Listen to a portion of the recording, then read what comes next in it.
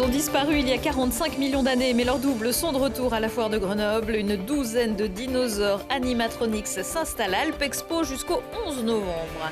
Une bonne idée de sortie pour la fin des vacances et à l'abri de la pluie. Le Grand Séchoir à Vinay présente en ce moment une exposition consacrée aux 80 ans de l'AOP Noix de Grenoble. Et puis aux internationaux de France qui se déroulent ce week-end à Pôle Sud, Kevin Emos va tout faire pour que les calculs soient bons. Le patineur grenoblois vise une place sur le podium. Bonsoir à tous, ravi de vous retrouver dans ce JT du jeudi 31 octobre 2019, toutes les heures à partir de 18h. L'essentiel de l'actualité du Grand Grenoble en moins de 10 minutes. C'est la plus grande vitrine commerciale de l'Isère. Du 1er au 11 novembre, Alpexpo accueille la foire de Grenoble. 42 000 mètres carrés pour rencontrer des professionnels, faire ses achats, déguster des spécialités, mais aussi s'émerveiller. Cette année, la foire a décidé de faire la part belle à deux univers, le Japon et les dinosaures. Sur un espace de 3 000 mètres carrés se découvre une douzaine de créatures grandeur nature, articulées et hyper réalistes. C'est une entreprise de Franche-Comté qui les a créées et est venue les installer. Ce sont des bêtes qui sont criantes de vérité, qui sont aussi très réelles sur le plan scientifique. Elles ont été fabriquées en France par un passionné qui s'appelle Cyril Young, qui travaille pour la société Paleo Art Studio, qu'il a fondée. Et sa passion, c'est les dinosaures. Et elle va s'exprimer aujourd'hui à Alpexpo grâce à une exposition que nous avons façonnée en interne avec les équipes d'animation, mais aussi en partenariat avec les espaces verts de la ville de Grenoble qui ont mis en paysage ces dinosaures. L'éclairage qui est aussi lié à une société grenobloise et puis le Muséum d'histoire naturelle qui va présenter un film pour qu'il y ait aussi dans cette exposition une partie pédagogique. Ce sont des animaux qui sont constitués d'une cage mécano-soudée avec des commandes et des moteurs 24 volts électriques, donc basse tension. Et puis après, il y a donc tout un travail de modelage de plasticien avec de la mousse, des fers pour donner les effets de peau et puis des textures élastiques dont on garde précieusement le secret, bien sûr, pour des raisons que vous comprenez. Des propos recueillis par Loïc Cognetosor à la foire de Grenoble. C'est jusqu'au 11 novembre avec plusieurs nocturnes, dont vendredi 1er, celle consacrée au Dia de los Muertos. Autre bébête qui n'a pas disparu, mais qui, selon l'ALPO, est menacée de l'être, le lagopède alpin. Devant le tribunal administratif de Grenoble cet après-midi, la Ligue de protection des oiseaux est venue demander l'interdiction de la chasse de ce volatile en Isère, Savoie et Haute-Savoie.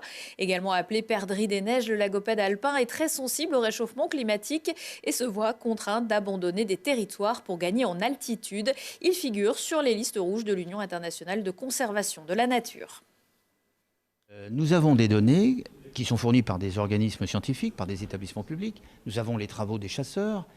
Et du côté de la LPO, nous n'avons rien. C'est-à-dire qu'on ne peut pas se contenter de dire qu'il faut suspendre cet arrêté au motif que les données qui sont fournies par l'administration et les chasseurs ne sont pas bonnes. Je demande que la LPO verse au débat ses preuves. Or, elle ne verse rien. Elle se contente d'attaquer, de façon d'ailleurs virulente, les travaux des uns et des autres. Et ça, c'est tout à fait insuffisant pour déclencher la suspension de l'arrêté du préfet. Nous, ce qu'on demande surtout, c'est que l'espèce soit protégée parce qu'elle est menacée par la chasse et puis aussi par d'autres facteurs qui peuvent mettre en danger sa survie. Après, pourquoi on s'y prend si tard, c'est un peu toujours pareil, c'est qu'on doit prouver que la chasse a un effet négatif sur le lagopède et c'est pas les chasseurs qui doivent prouver que la chasse n'a aucun effet. Donc c'est un peu un effet pervers, c'est que ça nous prend du temps pour monter ces dossiers et ça nous demande d'avoir des études et de rassembler des éléments et on ne peut pas toujours se permettre d'être réactif sur d'autres facteurs qui vont être plus diffus comme le dérangement hivernal ou par exemple comme le réchauffement climatique. On peut essayer de mettre en place des actions locales qui dans le temps vont peut-être avoir un effet. Mais une fois que l'animal est mort, il est mort et on ne peut plus rien faire pour lui. En fait, on a une espèce qui a des difficultés à se reproduire et ce n'est pas la peine de lui faire peser une charge en plus pour une question de loisir. Et l'affaire a été mise en délibéré à une date qui n'a pas été communiquée. Ça leur fera une petite sortie. 9 détenus de la maison d'arrêt de Vars sont convoqués au palais de justice de Grenoble le 22 novembre. Pour la plupart au passé déjà bien chargé. Ils seront jugés pour une bagarre dans un contexte de tension en raison des conditions de détention. Bagarre suivie d'un incendie cette semaine dans une cellule du 3e étage qui avait nécessité un important dispositif de secours. Le jeune homme soupçonné d'avoir allumé le feu est âgé de 19 ans seulement.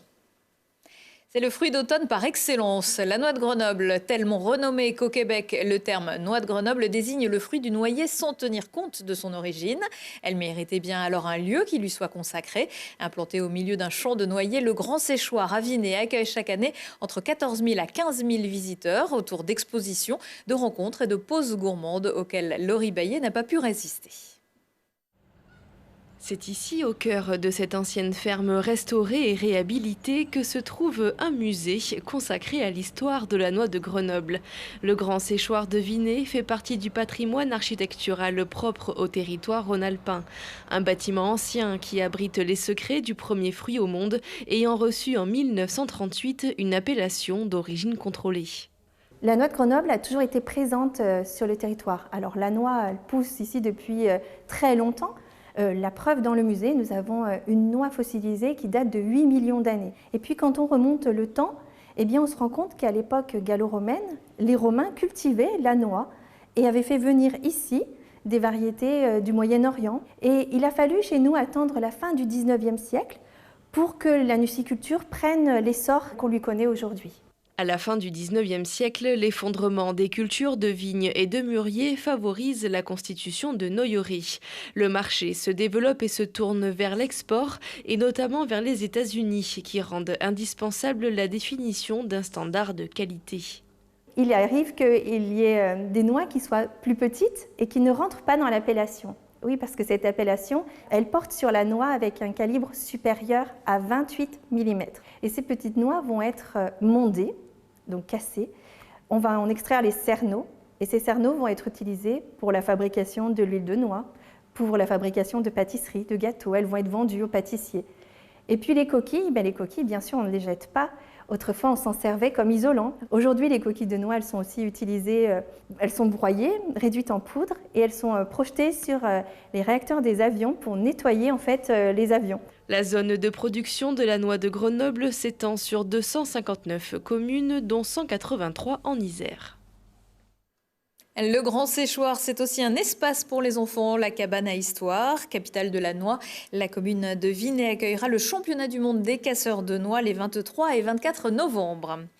Il aurait pu danser sur Casse-Noisette, un classique dans les compétitions de patinage artistique, mais c'est sur un morceau de Prince que Kevin Emos exécutera son programme court des internationaux de France qui se déroule pour la 3e année consécutive à la patinoire Pôle Sud du 1er au 3 novembre. Le Grenoblois, champion de France en titre, a décidé d'afficher ses ambitions et de glisser vers les sommets.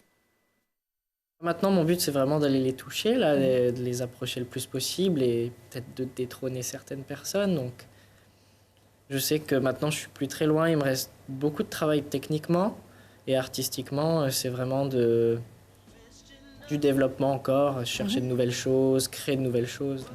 Après, mon objectif premier, pour la saison, c'est d'être sur les podiums sur mes Grands Prix. Après, si je suis premier, c'est que du bonheur. Mais l'objectif, là, c'est vraiment d'être sur les marches du podium. Programme court homme vendredi entre 14h30 et 16h. Programme libre samedi de 13h20 à 15h10. À suivre aussi le couple français en danse Gabriela Papadakis et Guillaume Cizeron. Mais ce ne sera pas le seul rendez-vous sportif de cette fin de semaine dans l'agglo. L'agenda sport est préparé par Mathias Araez. Samedi 2 novembre dès 15h, le GF38 accueille le Paris FC de Mecha Bazdarevic dans le cadre de la 13e journée de Ligue 2. Objectif victoire pour continuer sa bonne série. Et puis à 19h à la Halle Clémenceau, le jubilé de Hussein Behram. Au programme de nombreux boxeurs renommés pour rendre hommage à l'Isérois. À partir de 20h30, rendez-vous à la Halle Pablo Neruda de Saint-Martin-d'Air pour voir les handballeurs du GSMH 38 affronter Caen dans le cadre de la 7e journée de National 1. À 20h15, 22h15, si on parlait, aujourd'hui avec Thibault Leduc, si on parlait des rencontres Montagne et Sciences avec l'exploration de mondes perdus, une collecte mondiale d'archives glaciaires et des impacts du réchauffement climatique sur nos montagnes.